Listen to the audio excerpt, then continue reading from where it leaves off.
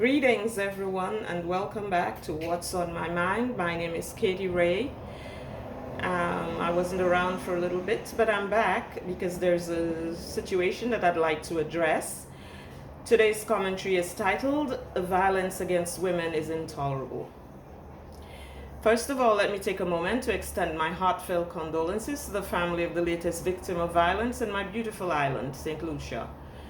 Also, let me extend sympathy to those who have gone before her in the same cruel way. Additionally, I would like to take this moment to say that it is time for a paradigm shift as it relates to domestic violence. Now, there are many forms of violence against women, and intimate partner violence seems to be one of the worst and most prevalent. The lives of women are being taken at an alarming rate simply because some men have no control over their emotions. And this is very disconcerting and absolutely impermissible. It appears that safe havens for women and empowering women academically and financially are far cries from the solution. If you ask me, I think both men and women need to be educated and to be jolted and remolded into the realization that people are not mere things to possess or to be possessed. And they are not by any means entitled to do as they please with each other. We're not puppets. I grew up in a home where domestic violence was the order of the day. And I witnessed my mom being manhandled and abused many times. My siblings and I were drawn into the mess numerous times. And the reason why we got involved in it is because nobody in the community came to the aid of my mother. You know, it's like people thought it was none of their business to assist or to even come to find out what was happening. So we felt we had to protect our mother, and these were terrible and traumatic times for us. It affected us for life. You know, some of us it affected worse than others. I am a living testimony, a survivor of intimate partner violence myself, and these wounds, they cut really deep. I still bear the scars. These scars will never go away, but I thrive on my resilience and my experience, and I am determined not to allow it to ever happen again. I am strong enough now to tell my sisters out there that you don't have to accept this behavior towards you. I am here to tell my brothers you can get a better grip of your sentiments. Neither the spontaneous reactions to heartache nor the premeditation to commit harm is worth it. It is a fact that women who are battered, they find it extremely difficult, for whatever reason, to get away from domestic abuse. They suffer in silence, hoping that one day their abuser will suddenly wake up and have a change of heart. However, it is a useless form of suffering and not worth anyone's life. The idea is to remove yourself as fast as you can from the situation. And to those of us sisters who think that there is no way out, the first step is to acknowledge that you're being abused, to love yourself enough to overstand that you are worth much more than being pushed around. You are worth much more than being the bedwoman to a man. You are worth much more than being a slave to a man. You are worth much more than being a wife to a man. You are worth much more than being a mistress, a consort to a man. You are a living, breathing, worthy human being. And you deserve to be loved and appreciated, not possessed and used for the convenience of any man. Run away if you're in a situation like that. Run away in the middle of the night if you have to. Forget the house, forget the car, forget the money. Forget the beautiful things, the glamorous lifestyle even. Forget the sex, how sweet it is. Forget the man. Leave with your life while you still can and start all over again. Where there is life, there is always the potential for happiness and success. My sisters, there is one more thing. If you have no desire to be with that man, do not engage him in a relationship. Leave him alone. Do not use deceit to get into some cozy deal with him just to satisfy some material need, some fantasy. Because let us be clear, ladies, no one appreciates being deceived. You've heard about a woman scorned? Well, a man with uncontrolled emotions who is jilted can transform in one of the worst monsters into one of the most demons you will encounter. Hell hath no fury in both instances. I am aware that some of us leave and we still get killed. Damned if you do, damned if you don't. And this is where we as sisters need to look out for each other.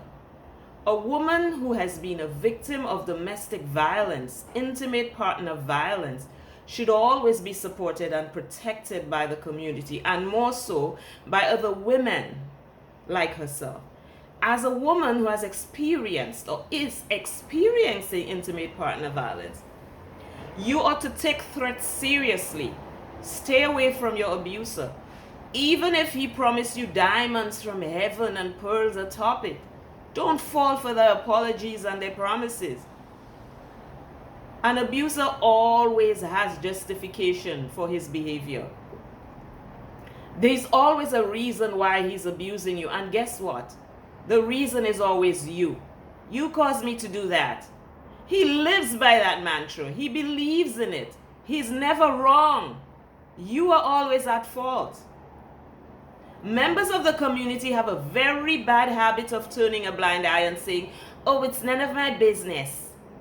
When the worst comes to the worst, you could hear them saying, oh, I heard the cries, but it's their habit. You know, this woman is always screaming. They're always doing their thing. So I didn't take any notice. And on that day when you took no notice was the day when she got killed. It is everybody's business. We allow our sisters to get hurt because we are too uncaring, we are too unfeeling, we are too barbaric, or too scared sometimes to render assistance. None of that is acceptable. Quit allowing your sisters to die because you think it does not concern you. One woman's death is every woman's nightmare. This does not mean you should encourage wrongdoing, for crying out loud. But say something. Say something to help save the life of a woman in distress when the need arises. Do something. If you cannot go to the house and knock the door, call the police. If you see her abuser is hovering around, call the police, call somebody. Call other members of the community. Don't just sit there and say it's none of your business. Don't condone or encourage violence against women. It takes the silence of good people for evil to continue. And if you are a good person, you will open your mouth and say something and you won't allow the evil to continue because you're good. If you're saying nothing and you remain silent, it means you're a hypocrite, you're a liar, and you're not a good person. Stop encouraging and condoning violence against women. As for men who commit acts of violence against women, whom they claim to love,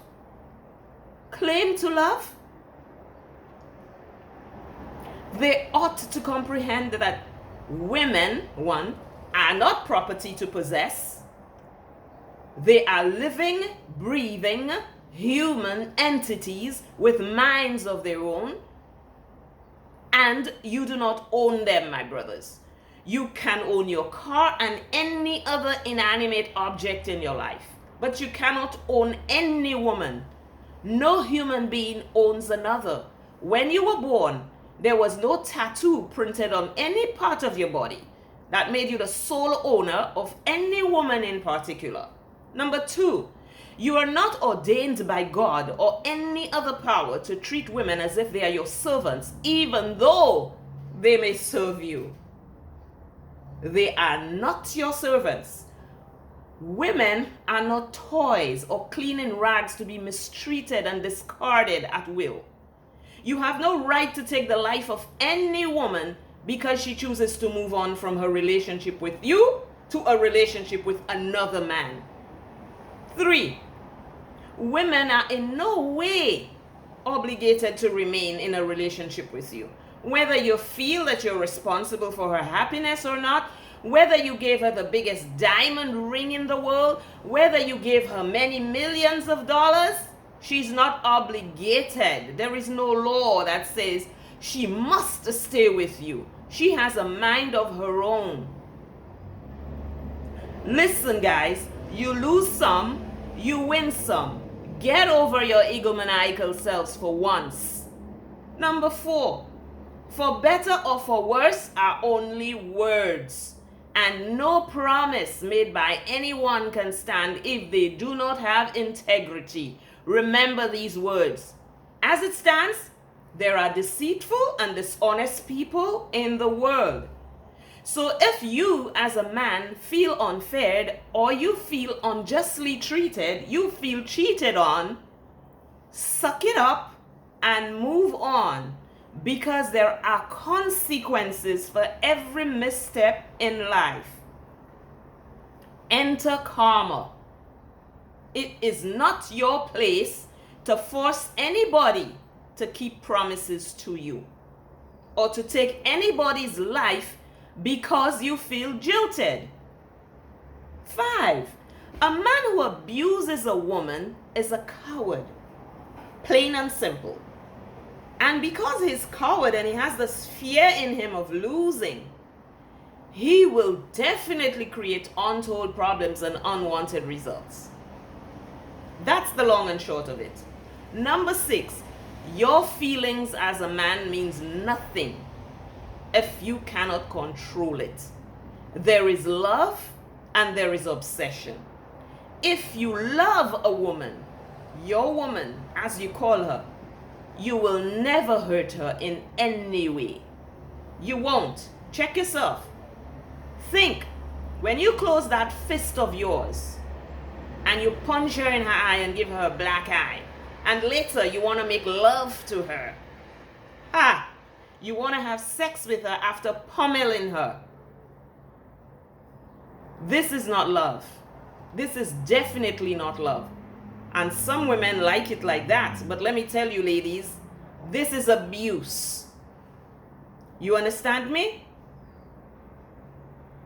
When you pull a gun on your woman and you decide to shoot her brains out, ask yourself before you pull the trigger, ask yourself before you make that definite decision to murder her, do I really love her? Is it an expression of my love when I murder her? Or do I hate her and I want to get rid of her? I no longer want to see her walk the earth, and that's why I'm killing her. Think, are you a barbarian? Think. Number 7, you won't kick your car when it won't start. So why would you kick your woman because she displeases you? Why would you shoot her because she no longer wants to be with you? Number 8, you came from a woman. Would you be happy if another man kicked your mother, slapped her, stomped on her, bust her face in, spat on her, stalked her, made her life miserable, murdered her? Think about it. Do you love your mother? When you look at a woman, what do you envision, my brother? What do you envision when you look at a woman? There are too many men who think with their genitals and walk on the backs of their heads. There are too many men who love with their private parts rather than their hearts. And there are too many emotionally unstable men among humankind. Let me ask you a question, my brothers. Who made you the bosses of women? Who told you that you are the rulers of women? Who told you that women are supposed to be beholden to you? Who told you that you were supposed to possess them? Who told you that? My brothers, you came through women. They breathed life into you. They rocked you to sleep, held you to their breasts, warmed you in their bosoms. Your duty is to protect them, not to murder them. Now, I know there are many facets to this one issue. Everybody has a problem. Everybody has an opinion. Everybody has a but. And this issue is a very broad subject. Nobody is giving women rights to hurt men. Nobody is saying women can go out there and do as they please with men. But the bottom line is this: when a being, be it male or female, cannot control their thoughts, their passion, it is a cause for concern. And there are repercussions for that lack of mastery over self.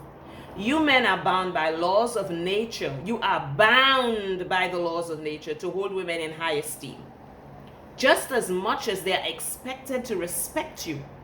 And if they offend you during the course of your alliance or your connection with them, your only, and I repeat, your only and most appropriate recourse is to walk away, my brother. Walk away with your life, with your dignity. Walk away. Remember who gave birth to you.